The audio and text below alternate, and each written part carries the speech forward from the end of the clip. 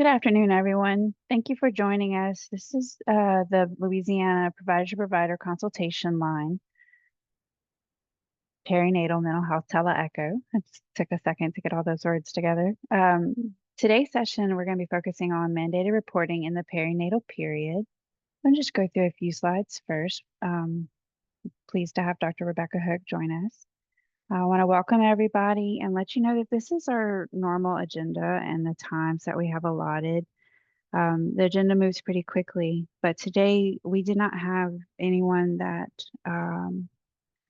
volunteered to do the case presentation. So Dr. Hook has graciously given us the entire time to discuss the content of the slides and any questions that may come up.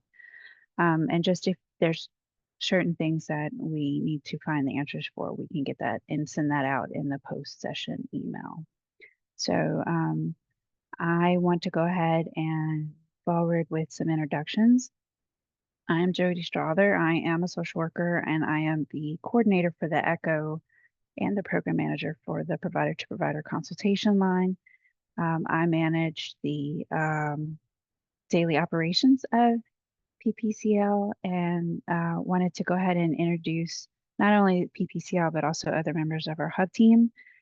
For those of you that may not be familiar with PPCL, we provide consultation to providers across the state about perinatal mental health as well as pediatric mental health concerns.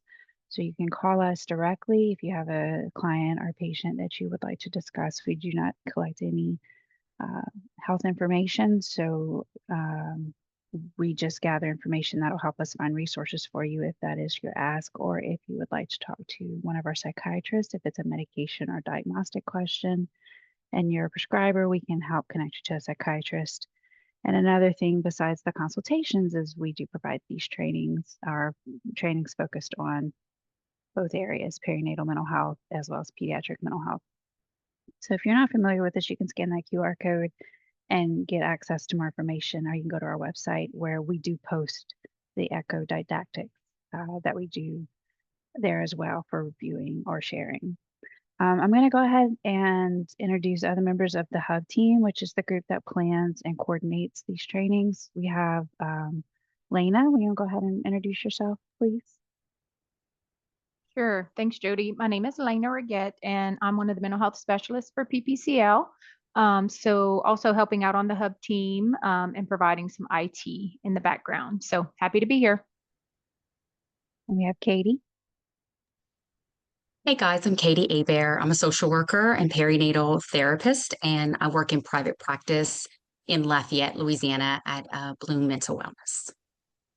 We have Dr. Paula Zena. Good afternoon, everybody. I'm Dr. Paula Zena. I'm a clinical psychologist and also pediatric nurse on the hub team. I am also a professor in the Department of Psychiatry at Tulane. Thank you, Dr. Zena. We also have on our hub team, we have Dr. Juliana Finelli, who is a perinatal child and adolescent psychiatrist, and she typically facilitates these meetings. And when she comes here, I will gladly give the reins back to her when she joins us. Mm-hmm. But what I'll do is I'm going to go ahead and we'll start the didactic presentation by Dr. Hook. And just, Dr. Hook, give me a verbal cue when you're ready for me to promote the slides. All right, thank you. It's a pleasure to be here today to speak with everyone. My name is Rebecca Hook, and I am the medical director for the Department of Children and Family Services.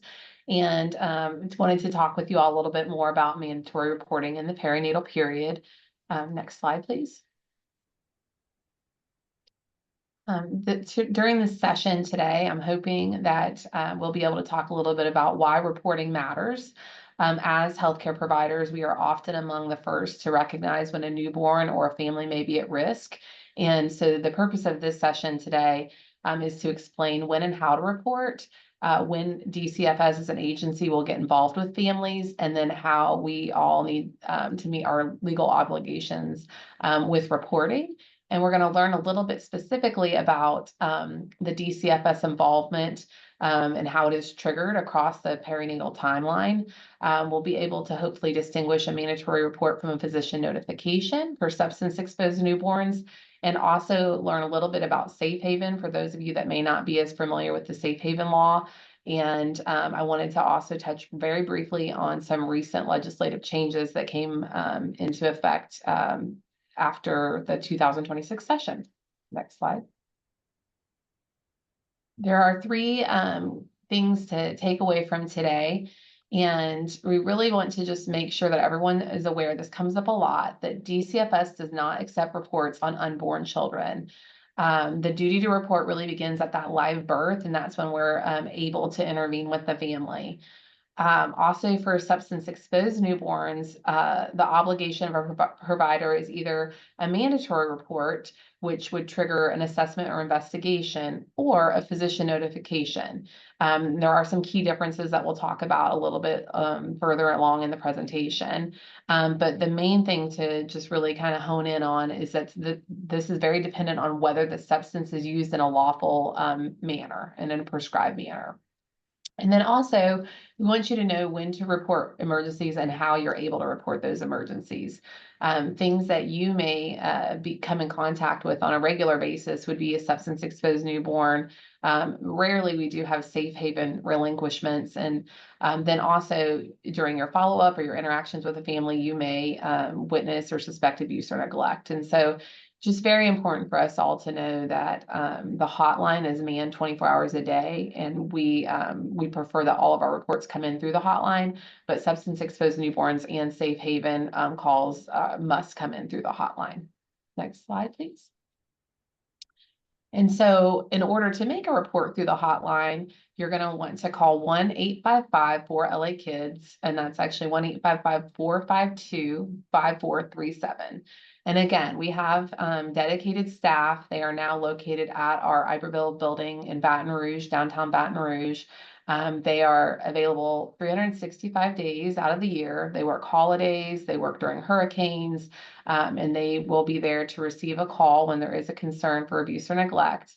And very important to just know that all emergencies, so anytime when you would need any type of immediate assistance, or if you're concerned about the safety and well-being of a child, should really be called in through the hotline. And then there has been some discussion about changes to the law, but currently there does have to be an oral report, which is written within 5 days after that call comes in. And so you would call the hotline and then send that oral report or the written report after the oral report. And that can be submitted through our online portal. The majority of cases that we should be getting through an online portal would either be follow-up information related to a case that was already called in, or for things where there is very low concern. And so very non-emergent types of cases. This is not for any types of fatalities, trafficking, or immediate risks that are concerning to y'all as providers. And there is some free mandatory reporter training that is available on Moodle. So anybody that needs some clarification, this is free throughout the state. You would make a Moodle account and then you'll be able to access all that information. And then this is for families. So in the rare event that you would have a family that would be interested in a safe haven relinquishment, there's a hotline and an ability for the family to text and get additional information. Safe haven really is supposed to be anonymous, and so the department would only be notified once that baby has been relinquished. But we are available to provide resources, and we are the state agency that has any type of training documentation or anything that you may need as a provider to provide counseling to a family. Next slide, please. And so overall, there are different times within the perinatal timeline that there may be concerns in which the agency could either become involved or a provider might be trying to plan for that family. Again, just reiterating that the child has to be born in order for us to be able to do something called an investigation. So we don't accept reports on unborn children, and we don't do any types of fetal investigations. At the prenatal period, really for the caregiver and the healthcare practitioners, It's a time to kind of lay that groundwork for the prenatal care that they're getting. And then also, if there are concerns that they may become involved with the agency, like maybe discussing what that could look like for them. But also talking to them a little bit about something called a plan of safe care, which we'll talk a little bit more in detail about in a couple of slides. At time of birth, we can become involved for various reasons. I think one of the most common reasons we become involved is if there is concerns of a substance-exposed newborn or drug-affected newborn. Physicians at the time of birth, if there was a suspicion that the infant was exposed, could complete drug testing, and then they would report or notify us depending on the legality of the use of the substance. And then at birth, you may also, again, if there is a safe haven relinquishment, that might be another time when you would call us, from the hospital or from the clinic. Postnatally, we as an agency would be involved with something either called an investigation or alternative response with the family, but we can also be involved with family services. And so just to kind of talk a little bit about the agency, we have very multiple different ways that we can be involved. So a family services case could get started because there was a need that was identified at the time of birth of the child for the family, but it didn't raise to the full extent of needing an investigation. So we could provide some supports and services for that family. And then we also, at the time of birth, newborn and infancy, that's when we would create that plan of safe care.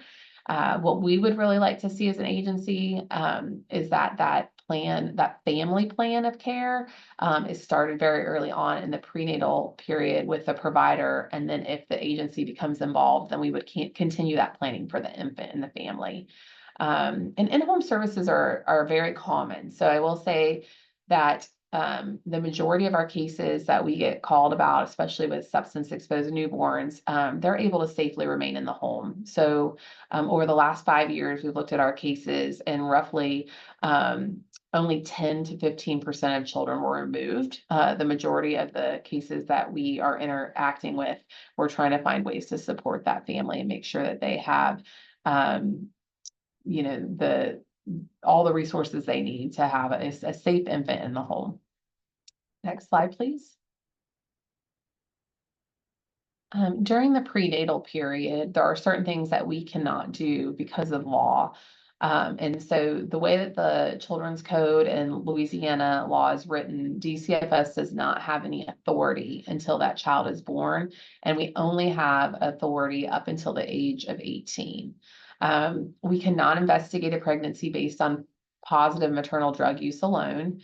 And we cannot open a case because a mother is in treatment. And so medication-assisted treatment would not be an indication for us to open a case or an investigation on a family. But what we can do is we can encourage prenatal care, and we can also work with families to get them engaged with treatment if that is something that they're interested in. We can also kind of lay that groundwork for what a plan of safe care is. So if they are involved with the agency, sometimes we have families that have been involved with the agency with the birth of another child, a previous child. They may have an idea of like what the agency can do, but if we're still working with them with family services, this is an excellent opportunity for us to be able to talk with that family and talk to them about what that would look like for the birth of their child. And then we also do make some referrals. So we refer to early steps. We have some home visiting programs that we refer to. And then if the family member needs any type of treatment or behavioral health services and we're involved with the family, then we can make those referrals as well. And we want to make sure that as providers, that healthcare providers are documenting clinical findings that may matter if the newborn is later affected. And so DCFS as an agency, we're limited in what we can do, but as providers, that scope is a little broader. And because we now do have some providers within the agency, our involvement with the family, if they would choose to participate, has expanded some. And so we do provide some help with coordination of care if a family member is requesting that, even if there is no active investigation. Next slide, please.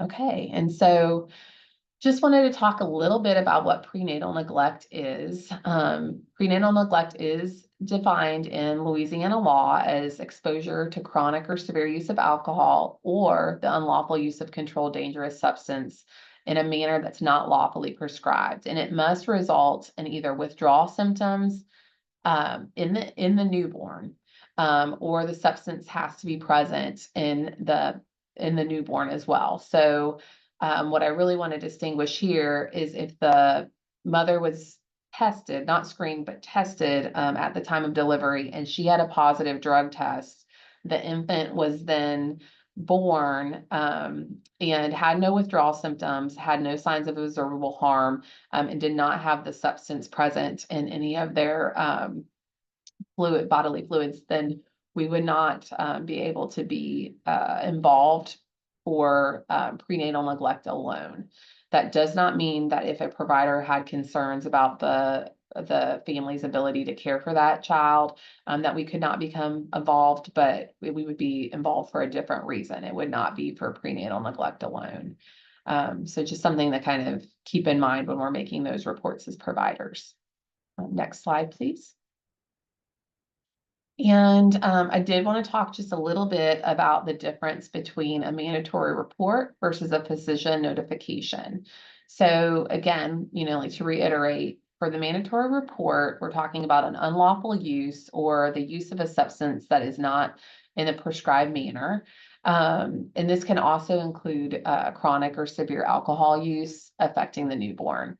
What this does not include, and what would result instead in a physician notification, is a newborn that's affected by a mom's lawful use of prescribed medication. And this does include things like Suboxone. So we definitely do want families to be able to get the treatment that they need. And we do not want providers to limit treatment that a family member may be asking for out of fear that that would cause DCFS to be involved with an investigation, because that's not the case. When you're making a mandatory report, again, we want you to call the hotline. But when you're making a physician notification, you would submit a form to our, right now it's through our centralized intake. And so the physician would submit the physician notification form, and the form should have all that contact information present for where that should be submitted.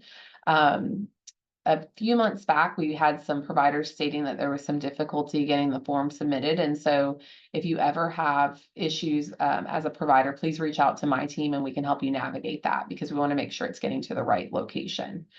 For a mandatory report, we would start an investigation. And so we would respond usually at the hospital, because especially when we're talking about substance exposed newborns, that's what we would call a priority 1. And so those are pretty immediate responses. And we would likely engage with the family while they are in the hospital, unless a drug test result came back that initiated the investigation after the child had been discharged. For the physician notification, there is no investigation triggered by that notification alone. It would require, if there were concerns about the family, again, it would require a separate report for whatever those concerns were on top of the reason for that physician notification be made. And with the mandatory reporting, our goal is that we assess the child's safety, and then we also help the family connect to any services that they need. But the physician notification, in many ways, there are aspects of that plan of safe care and supports that is the same. We want to connect families to services, and we want to make sure that the family overall is healthy. Next slide, please. As far as who needs to report and how you report, most of us on the call, all of us on the call, are mandatory reporters. If you're in the health, social, or mental health practitioner realm, if you come in contact with children or families, in most instances, you are a mandatory reporter. And the law defines that we are to report immediately upon learning of any suspected abuse or neglect. And so I think that's something that just keep in mind. A lot of times I know we can become very busy as providers, but the law does define that we need to report as soon as we suspect or have knowledge of abuse or neglect. And we do at the agency consider substance exposed newborns as an emergency. Again, and that's why we want the calls to come through the hotline and not through the portal. As far as protections and consequences for mandatory reporters, you have immunity from any civil or criminal liability as good faith reporters. Your identity is protected by law. This comes up a lot. You do not have to disclose your identity. And we should not be disclosing your identity. So if you ever experience any issues where you believe that your identity was provided, please let us know at the agency, because we do take that very seriously. There can be some penalties that are associated with failure to report. And so it is very important that if you suspect abuse or neglect, that you are making that report. And as a reporter, you can request a written response in a case ID. And basically that response will not give you details of the case, but it will let you know whether or not your report was accepted for investigation. One thing to note about the requested written response, it will go to the address that we have on file. And so if you're using like a general hospital address, it will go to whatever address you submit. And we have had providers say that there was a delay in receiving that written response because it went to like the main hospital's mailing address. And so there was some difficulty getting it to that reporter. Next slide, please. We often get questions about what a plan of safe care is. And so a plan of safe care, the ideal plan would be a coordinated family-centered plan. And its intent is to address both the health and safety of the infant, but also the needs of the parent and caregiver. For DCFS in Louisiana, our plan of safe care should be tailored to the specific family. So there isn't just like one overall plan that we put in place for every family, because we realize that the needs of that family are unique. And so the plan must include a risk and safety assessment, and it must include a safety plan if one is deemed to be necessary. Safety plans can look different depending on the family. Sometimes it is court ordered, and other times it is a voluntary safety plan. Often there will be something called a safety monitor that helps the family and DCFS to make sure that the child is safe in that environment. There should also be some type of substance use assessment, and we should be referring the family to services when that is warranted. If you are ever working with a family and you believe that they would benefit from services that they were not adequately getting that referral for through DCFS, please let us know about that as well. We're really trying to do a better job around the state to make sure that we're knowledgeable about the resources in our respective regions, but also helping the families access early care. And then we would refer to early steps if the provider has not already made that referral. And we would refer to appropriate medical services or mental health services. This looks a little bit different now, depending on the time in which many of you have been exposed to previous plans of safe care. We are expanding some of our medical team. Right now, we have 3 people. We have myself, a nurse practitioner, and a nurse that work to coordinate services when requested from our local offices. But we are going to be expanding that. So we will have regional nurses in each of the regions, as well as we will have 3 tri-regional behavioral health nurses. And they can help for the entire family when we are involved. And so just something to keep in mind, that we are kind of expanding those services now so that we can coordinate. We do not provide direct clinical services, so it would be more of a case management and referral type of service that we could offer to the families. Next slide, please. And then I did want to talk just a little bit about some myths that come up, like as we have talked with providers and talked with people in the community. The first one is that parental consent is required before a newborn can be drug tested. And so The way that the Louisiana law spells out drug testing for substance exposed newborns, it actually explicitly states that a physician that suspects the newborn is affected by a substance shall test the child. And so parental consent is not required. However, as a pediatrician and as a healthcare provider, I would say that, I think it's always best to have conversations with families because we want them to be aware of what we are doing and then also respecting their rights as the child's parent. So even though law says that we do not need that consent and that you can still complete that testing, I think it is good practice to be able to have those conversations with the family because we want to make sure that we're engaged in a team approach and that the family feels the support, both by the provider that is treating them, but also by the agency if we have to get involved. Next slide, please. And then a couple other myths that we have touched a little bit upon. A positive maternal drug test during pregnancy must be reported. We've talked about that in the previous slides, but I just want to just kind of hone in on the fact that we cannot accept those reports. And so if there are concerns after birth and a provider, sometimes we hear that a provider says, well, I called, like when she was in her 3rd trimester because I had significant concerns and y'all didn't do anything. If you are concerned about the child's safety, please call a separate report in after the child is born. We can take information about the prenatal period in that report after the child is born, and we can use that as part of our safety assessment. But we just can't, be involved with the family until the child is born. And then also we hear a lot that any positive maternal test at delivery means DCFS investigates, and that's not actually the case. We initiate an investigation when the newborn is affected. And it doesn't mean that the newborn has to have a positive drug test, but it does have to mean that the newborn is exhibiting some signs of being affected by that substance.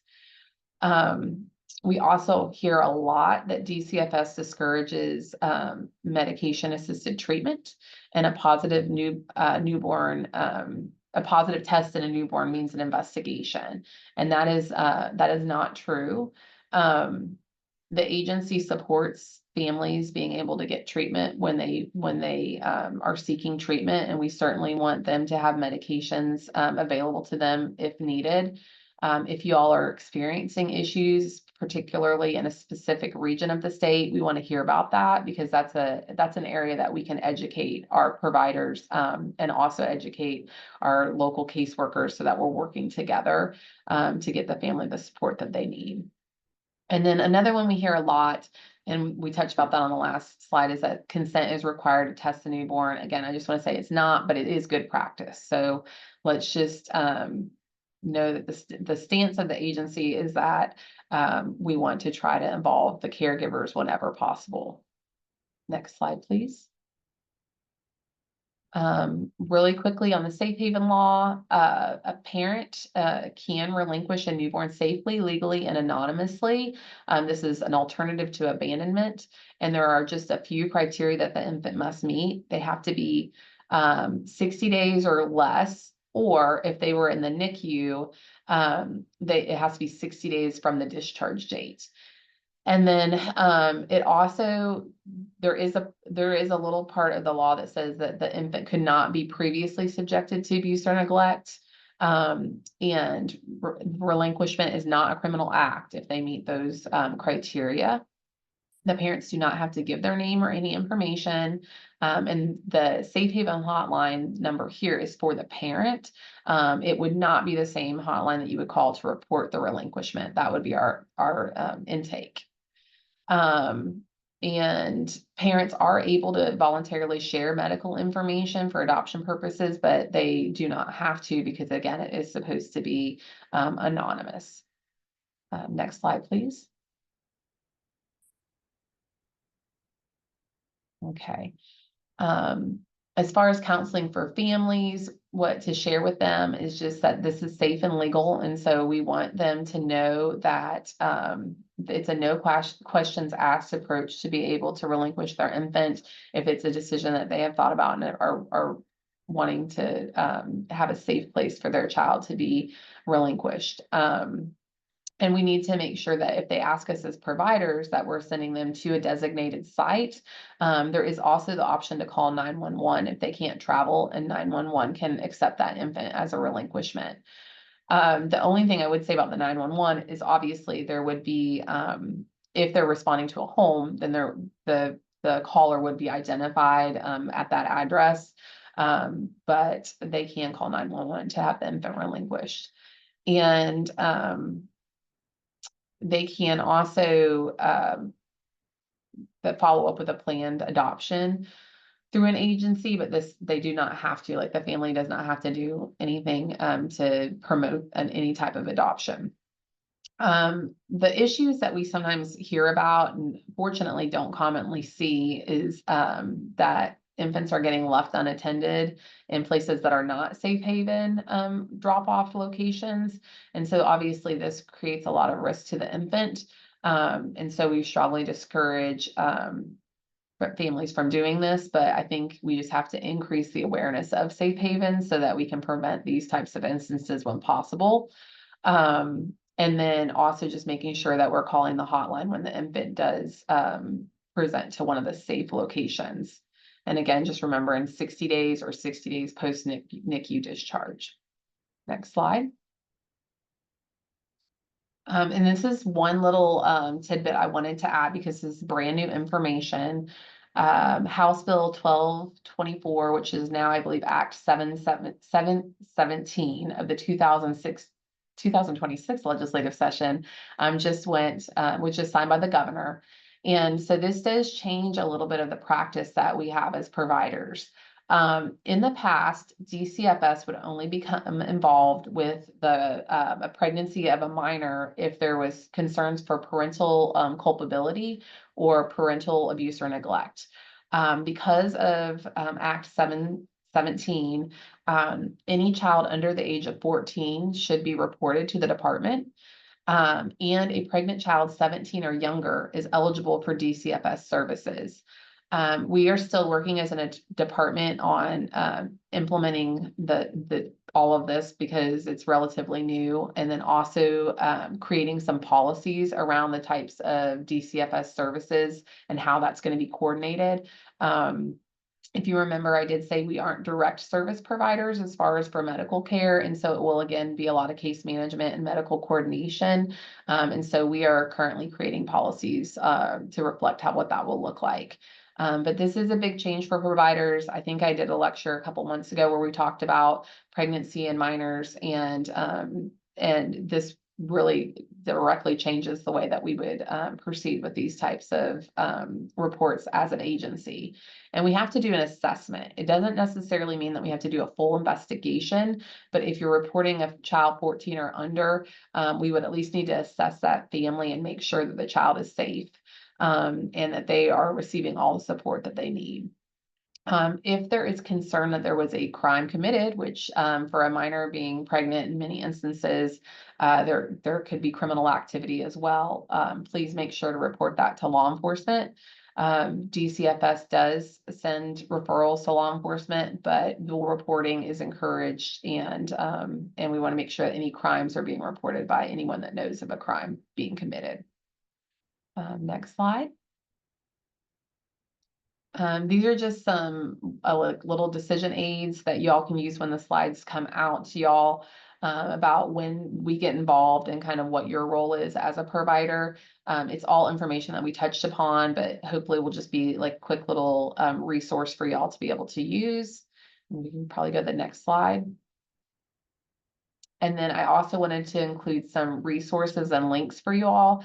The mandatory reporter training is linked here. I would just say that it is important, especially after legislative sessions, to think about revisiting some of that mandatory reporter training, because the last two legislative sessions, we've seen some pretty big changes to mandatory reporting and some of the things that we can investigate. And so, just something to keep in mind is that the laws do change. And so training that you received, 5 years ago may not be pertinent today. And then we will go to the next slide. And this is our last slide. Just kind of reiterating some of the things that we've gone over. Our involvement begins at a live birth. substance exposed newborns. If it's a lawful use, that's a notification. If it's unlawful, or a dangerous controlled substance, then that's going to be a report investigation.